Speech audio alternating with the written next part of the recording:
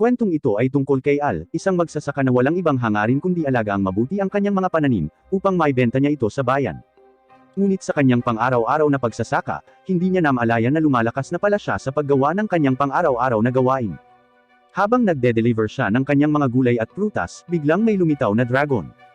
Mayroon ding 3 tao na lumalaban dito, ngunit ang dragon na ito ay masyadong malakas para talunin nila.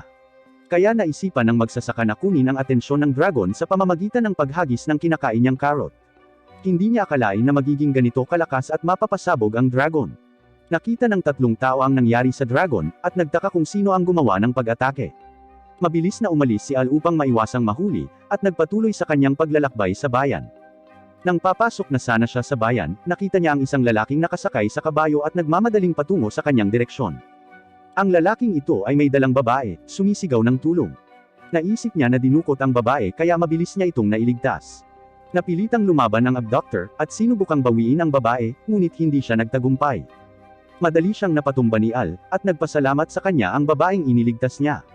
Pero mabilis siyang umalis para ihatid ang dala niya. Nang pauwi na siya ay bigla siyang hinarang ng mga sundalong nagbabantay sa tarangkahan. Sa utos iyon ng babaeng niligtas niya kanina. Sa kanya napagtanto na nailigtas niya ang isang prinsesa. Inalok siya nito na magtrabaho sa palasyo, ngunit tumanggi siya dahil magsasaka lang siya, at iyon lang ang gusto niyang gawin. Dahil pinilit siya ng prinsesa na magtrabaho para sa kanila, inalok siyang magsaka sa napakalawak na lupain malapit sa palasyo. Ngunit dumating ang mga taong tinulungan niya kanina para talunin ang dragon, at habang abala ang prinsesa sa pakikipag-usap sa kanila, nagkaroon ng pagkakataon si Al na umalis. Akala niya ay nakatakas na siya sa kanila, ngunit hindi niya alam na walang plano ang prinsesa na huminto hanggat hindi siya pumayag sa kahilingan nito. Isang araw, nakatanggap ang hari ng balita na papalapit na ang mga halimaw sa kanilang kaharian. Pinayuhan ng kanilang pinagkakatiwalaang lingkod ang hari at ang prinsesa na umalis kaagad sa palasyo bago dumating ang mga halimaw. Dahil dito, napilitan ang hari at ang prinsesa kundi ang umalis sa palasyo. Nalaman din ng kaibigan ni Al ang masamang balita, at agad itong sinabi sa kanya. Ngunit tila hindi siya nababahala sa panganib na darating. Sa halip, siya ay nag-aalala tungkol sa kanyang mga pananim, kaya mabilis siyang pumunta upang suriin ang mga ito. Nakahinga siya ng maluwag nang makitang maayos pa ang mga pananim. Mula sa malayo ay may narinig siyang ingay. Pagkatapos ay nakita niya ang mga halimaw na nagmamarcha patungo sa kaharian. Iniisip niya na wala siyang magagawa dahil isa lamang siyang magsasaka at ang kaharian ay may mga mandirigma upang labanan ang mga nilalang na ito. Ngunit hindi nagtagal ay napagtanto niya na kapag may nangyaring masama sa kaharian, mawawalan din siya ng lugar na mapagtitindahan ng kanyang mga pananim. Kaya nag-isip siya ng paraan para hindi na ito mangyari. Samantala, nagsimulang maglakbay ang hari at ang prinsesa sa lugar na kanilang tutuluyan para sa kanilang kaligtasan. Nagtataka sila dahil tila hindi sila patungo sa tamang daan upang makarating doon. Sinabi ng hari sa kanilang patnubay na huminto dahil gagamitin niya ang kanyang kapangyarihan upang ipakita ang tamang daan. Sa halip na sundin ang utos ng hari, nabunyag ang tunay na motibo ng taong pinagkakatiwalaan nila. Bigla niyang inatake ang hari at ang mga kawal na kasama nila. Ito pala ay isang halimaw na nagplano sa pagpatay sa hari, upang siya ay magpanggap na siya. Nagsanib puwersa ang hari at prinsesa para labanan ang halimaw, ngunit hindi nila ito natalo. Nang sasalakay na sila ng halimaw, biglang dumating si Al at nilabanan ang halimaw gamit ang asarol na dala nito. Biglang nagsiwalat ang halimaw sa totoong anyo nito. Nakikita nila na masyadong mataas ang level nito, at naisip nila na imposibleng matalo ito ni Al. Pero kahit gaano pa ito kalakas, sa isang suntok lang ni Al ay natalo agad ito. Mabilis na umalis ang ibang mga halimaw nang makita nilang bumagsak ang kanilang master. Dahil sa kabayanihan ni Al, inalok siya ng hari na maglingkod sa kaharian.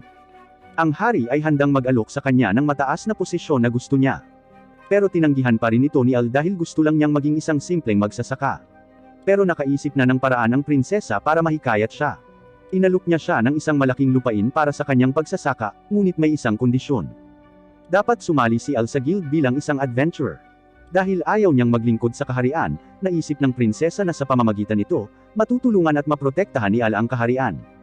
Tinanggap ito ni Al bilang pasasalamat sa lupaing igagawad sa kanya.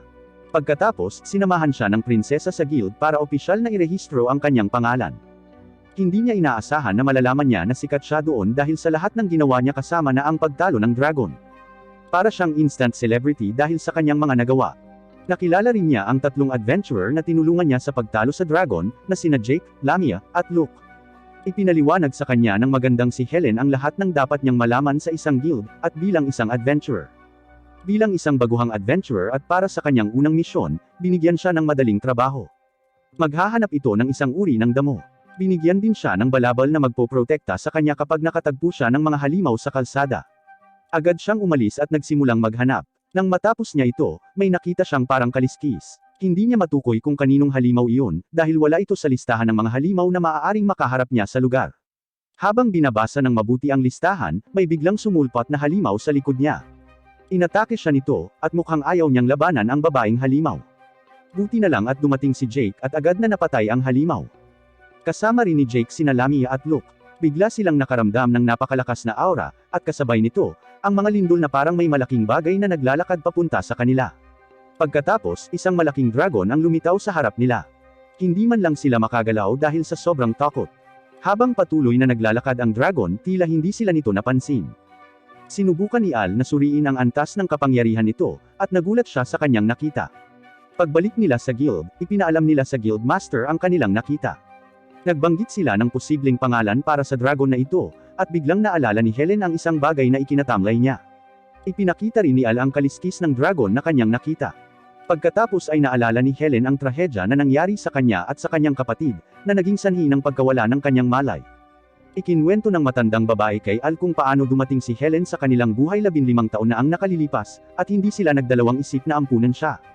Ngunit mula noong araw na iyon, wala nang maalala si Helen. Kaya nagpasya si Al na alamin kung ano talaga ang nangyari sa kanya, at kung ano ang kinalaman ng dragon dito.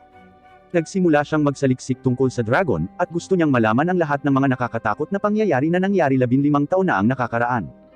Kaya naman, nakiusap siya sa librarian na ipahiram sa kanya ang librong naglalaman ng mga pangyayari sa panahong ito, ngunit hindi siya nito pinahihiram ng libro dahil mababa pa ang kanyang rango, at ang mga nasa matataas na rango lamang ang makakabasa nito.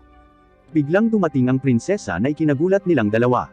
Kaya naman ang prinsesa mismo ang nakiusap sa librarian na payagan si Al na makita ang librong tinutukoy niya. Walang choice ang librarian kundi payagan si Al na basahin ito, basta sasamahan siya ng prinsesa sa library. Alam agad ng prinsesa ang uri ng librong gustong basahin ni Al, at nakita nila ito kaagad. Ito ay ang libro na nagsasabi tungkol sa kung ano ang nangyari sa